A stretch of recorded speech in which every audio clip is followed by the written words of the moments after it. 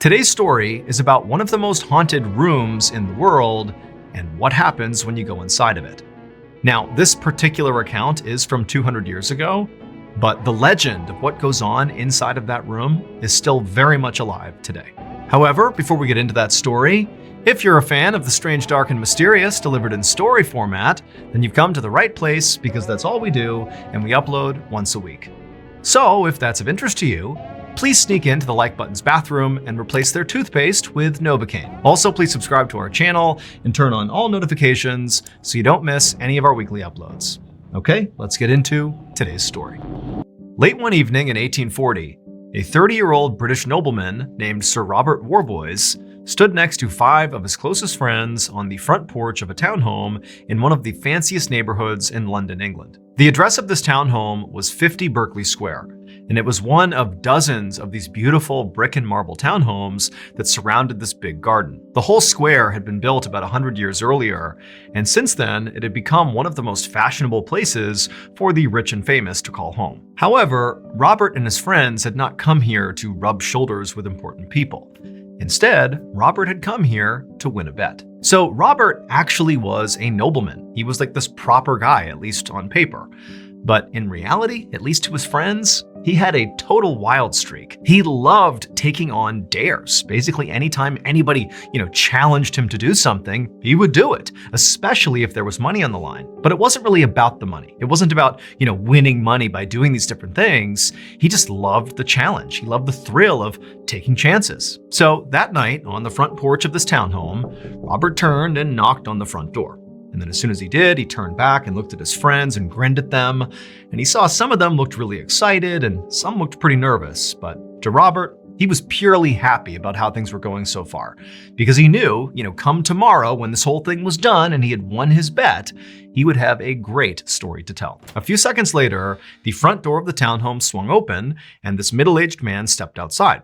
His name was Charles Benson, and while Robert and Charles did know each other, they were not close friends. They actually only knew each other because they both were members of the same exclusive gentlemen's club in London. Plus, pretty much everybody in London had at least heard of Charles because of all the rumors swirling around about what went on inside of his townhome. Even though Robert had told Charles that on this night he and his buddies were coming to his townhome for this bet, even though he had clearly told him, Charles still seemed very surprised to see Robert standing there.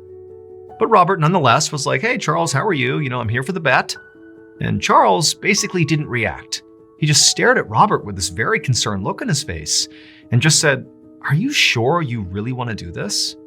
And Robert, who knew what he was referencing, just kind of looked down at the pistol on his hip and said, "Yeah, I'm sure." A few minutes later, Robert and his 5 friends were inside of Charles' townhome in the dining room, sitting around a table, while Charles had gone upstairs to get something.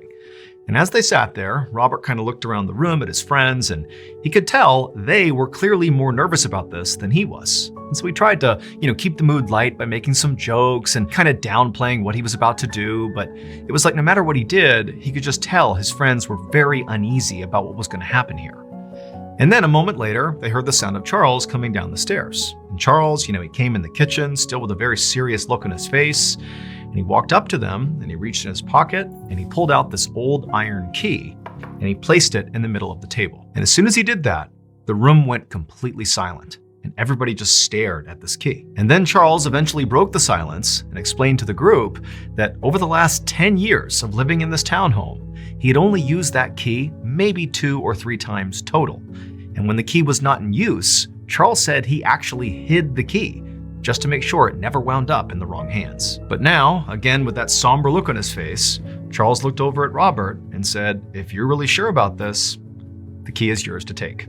And Robert, with no hesitation, reached out and snatched the key, showing his friends and showing Charles that he was not about to get cold feet. A couple of minutes later, all the men stood up from the dining room table, and then Charles led the group up the thin, narrow, creaky staircase to the second floor. And when they got to the second floor, Charles led them down this narrow hallway that came to a stop in front of this closed door. At this point, all 7 men were kind of crowded together right in front of this door. But it was obvious that even though Charles lived in this townhome, he was sort of hesitant to get even close to this door. Like he really didn't want to be anywhere near it. Also, all of Robert's friends were sort of reacting the same way too. I mean, they were the ones that actually dared Robert to do this in the first place. But now that they were actually here, about to go through with it, they were looking at Robert like he was totally insane. And also they were kind of hoping that, maybe he would just back out and they could just leave. But Robert did not seem remotely like he was about to back out. He had a very determined look on his face, and as everybody else was kind of cowering away from this door, Robert stepped up, reached into his pocket, pulled out that iron key, and put it into the lock. And as he began to turn the lock, everybody else took steps farther away from him. And then he pulled open the door, and as he did, everybody gasped, and Robert even took a step backwards. But when Robert actually looked through the now open doorway, he just laughed, because it was just a normal bedroom. It was filled with all this old but very expensive looking furniture. On one side of the room was this big wooden dresser with a huge round mirror above it, and then on the opposite side of the room was this big 4-poster bed. And right above this bed, dangling down from the ceiling, was this red ribbon. Now, Robert knew that in a rich nobleman's house, there were ribbons like this one that are known as bell pulls. A nobleman could pull on that lever, and it was connected to a pulley system that rang a bell down in the servants' quarters. And when the servant heard that bell, they would see what room it was coming from, and they would go up to the room to see what the nobleman needed. And so after taking in the sight of this bedroom, Robert took a confident step into the room. And as soon as he did, Charles reached out and grabbed him by the wrist and said, "Hey, Robert, this is your last chance to change your mind. Are you sure you want to go through with this?" And Robert kind of looked back at his friends and smiled and said, "I'm sure.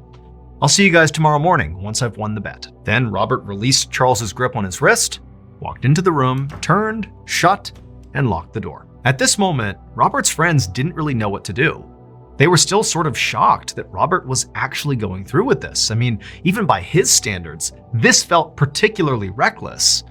They also felt kind of guilty. I mean, they were the ones who ultimately put him up to this. So, if Robert got hurt, which in theory could actually happen here, it would be partially their fault. And so Robert's friends turned to Charles to see what he was thinking. And Charles had this very grave, resigned expression on his face. And he just told them, "I have one more thing to show you before we go to bed." So Robert's friends followed Charles back down the hallway, down the stairs, past the dining room, towards the very back of the townhome.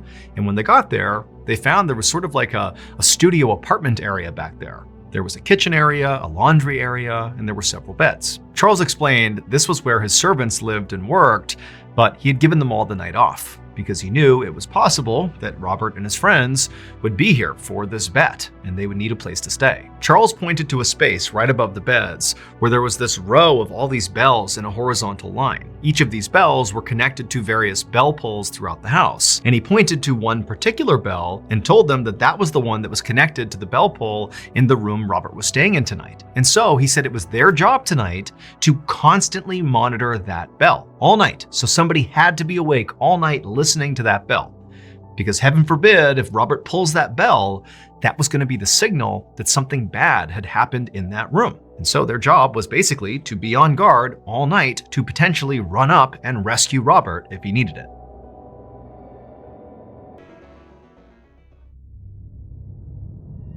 Around 3 hours later, all of Robert's friends were sitting on the floor in the servants' quarters playing blackjack. It was almost midnight, and all of them were exhausted, but they were too on edge to sleep. They were so focused on this bell, and they were so worried about Robert and, wondering if he was really okay up there. And they also had become convinced that, maybe the bell would ring and they wouldn't hear it if they were making too much noise. And so they had made this decision to silently play blackjack and just focus exclusively on this bell. But it had really created a lot of extra tension in the room. They're basically all just staring at the bell, dealing one hand after another, paranoid it would go off, and wondering what would even happen if it did. And so hand after hand, the friends are playing blackjack, anxiously watching this bell being completely silent. And then suddenly they hear this sound that makes them all jump. But it wasn't the bell. It was a blood-curdling scream coming from upstairs. And for a moment, the friends just sat there in shock, and then they got up and began running out of the servants' quarters to see what was going on. And as they did, Robert's bell began ringing furiously, so loud it hurt their ears. And so they charge out of the servants' quarters and literally bump into Charles, who also is coming to figure out what's going on. And as a group, they begin running up the stairs to the second floor. And all the while, the bell is ringing furiously. There's screams coming from Robert's bedroom. And by the time they got to the second floor, suddenly everything went silent. The ringing stopped, the screaming stopped. They're in the second floor in that hallway, and it's just deadly silent. And up ahead of them is that closed door. And so Charles and the group, they begin walking down the hall, having no idea what to expect. And right as they're about to reach the door, they hear this loud bang sound. And then silence again. Seconds later, Robert's friends were at that door, pounding on it, screaming for Robert, come open the door, because Robert was the only one with the key. But Robert wasn't making any noise. The room was still totally silent. And so eventually the friends began kicking on this door to try to break it down. All the while, Charles is just kind of standing back in the hallway, watching this horrible thing unfold. And then finally, the friends manage to literally kick the door in. I mean, it's a 100-year-old house. The door gets kicked in, and the friends stumble into the room, and they look over towards the bedroom, and they all just freeze in shock. When Charles bought this townhome 10 years earlier, it came with a very dark backstory. The previous owner had apparently kept his violent and psychotic brother locked up inside of this second floor bedroom where Robert was. And after this brother died inside of this room, all these strange and frightening things began happening inside of this room. People began hearing these awful wailing sounds coming out of this room when nobody was in there. And then they'd go into the room and the wailing would stop, but furniture had been moved all around the room, even though, again, no one had been in there to do that. And then also, people began seeing this sort of amorphous gray figure sort of moving around inside of that room, especially at night, kind of slinking up against the wall and across the floor. And even though nobody had any idea what it was, it just felt like it was evil. And so they began calling it the nameless thing, and they referred to it as the physical manifestation of evil. However, not everybody believed this story. In fact, one person who absolutely did not believe the story was Robert Warboys. He thought this was just a tall tale designed to scare people. And so when his friends dared him to spend one night inside of that bedroom where supposedly the nameless thing lived, he happily accepted, because to him, it didn't seem risky at all. You know, spending one night in the haunted room was no big deal because it's not actually haunted. He'd be fine. And anyways, it would make for a great story to tell down at the Gentleman's Club. Unfortunately, though, the night in that bedroom did not go as Robert hoped. When Robert's friends burst through the bedroom door and looked inside, the first thing they noticed was the bell pull, the ribbon from the ceiling, had been yanked out of the ceiling, and Robert's pistol was on the ground next to the bed. And then on the other side of the room, there was a very obvious bullet hole in the wall. And so that was the loud bang sound they heard as they were coming down the hall. It was the pistol going off. And then there was Robert. Robert was laying on the bed, and he was totally rigid, and he actually was still clutching the red ribbon from the bell pull. And as they stared at him, they saw his eyes were wide open and bloodshot, and his lips were kind of pulled back in this horrible grimace with his teeth exposed. And for a second, his friends thought Robert must be having a seizure of some kind. That's why he was so tight on the bed like that. And so they ran to him, trying to snap him out of it. But as soon as they touched him, they realized that the reason he was rigid was not because of a seizure. It was because Robert was dead. That night, Charles would call the local coroner, who would come by and take Robert's body, and also he would open up an official inquest into Robert's death to figure out what had happened to him. And the verdict of this inquest was that Robert had died from massive heart failure caused by unknown circumstances. But to Charles and all of Robert's friends who were there that night and actually saw Robert in the room, it seemed plainly obvious that what had happened here was Robert had come in contact with the so-called nameless thing in that room, and it literally scared him to death. In the nearly 200 years since Robert's death, 50 Berkeley Square has had many different owners, and virtually all of them have reported either seeing, feeling, or hearing some sort of malevolent, ghostly presence inside of that second floor bedroom. To this day, that particular bedroom, where the nameless thing apparently resides, is considered one of the most haunted places in the entire world.